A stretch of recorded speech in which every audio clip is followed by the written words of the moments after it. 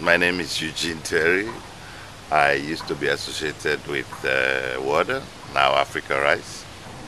I have kept in close contact with this organization because of my very critical and intimate relationship with what I would like to call the transformation of the West African Rice Development Association.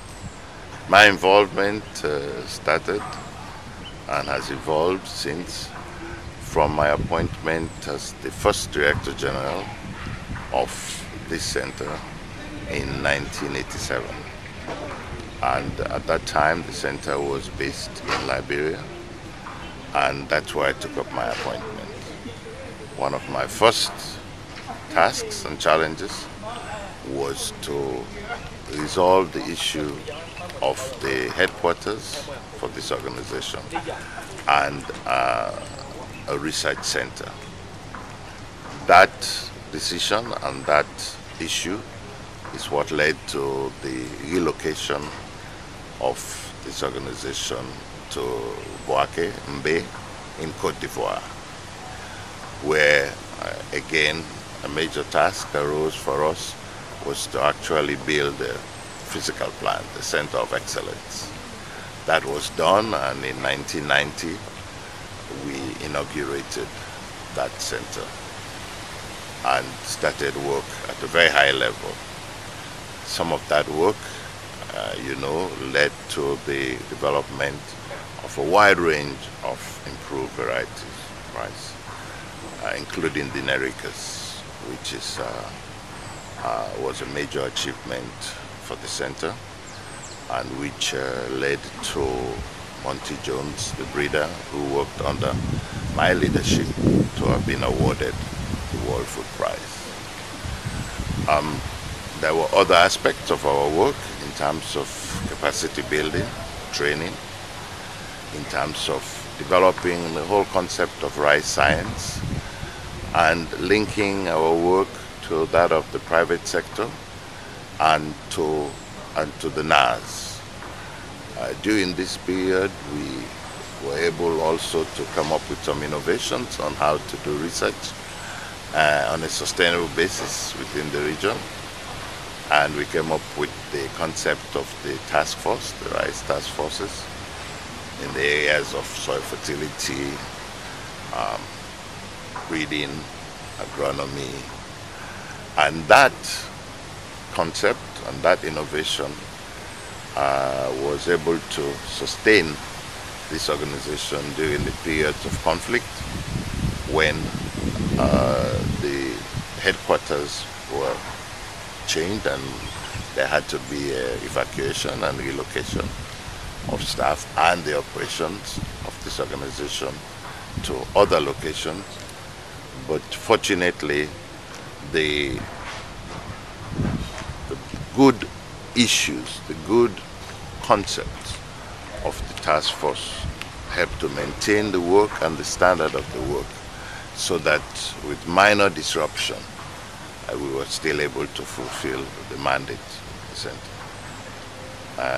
If we fast forward to current situation, where this center, I believe, relocated to this campus in 2005, 2006, I believe, and have operated at this location quite efficiently and effectively. I have in my hand the strategic plan that I led its development in the late 1980s, and it was the strategic plan for 1990 to the 2000. And at the end of that development of that plan, we had what we called measures of progress. I don't remember all of the measures of progress, but certainly one of the important measures of progress was that this center would have been developed to a level of scientific excellence to be able to meet some of the challenges for agriculture and food production in the region. Now, of course, that mandate has been expanded, and it is now geographically expanded to cover the whole of the continent. That immediately brings a set of new challenges. In the midst of those geographic challenges, there are the production challenges, productivity enhancement challenges, to face and respond to the declining productivity of not only this our commodity but agriculture in general, for many reasons, including the degradation of the natural resource base to sustain agriculture.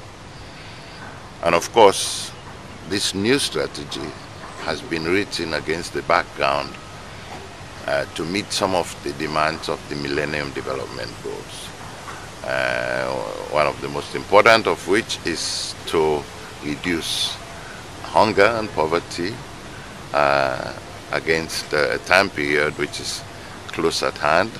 We're almost getting there, and it'd be interesting to do a good evaluation and assessment of how close we are. Some of the countries that heavily depend on this crop, on this commodity, are going through food crisis period, which might lead to conflict situation, to civil strife, and that also complicates the challenge for this organization. So agriculture in general has suffered some setbacks in terms of the declining productivity, in terms of the cost of input, in terms of rising demands for various commodities, both raw materials and processed commodities from agriculture.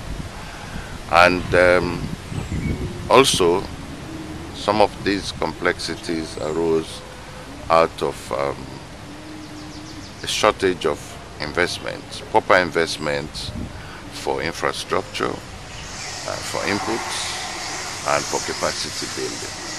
These are all part and parcel of the challenges that this center has to face in developing its own strategy and moving forward to enhance the potential for increased production, processing, and marketing of rice.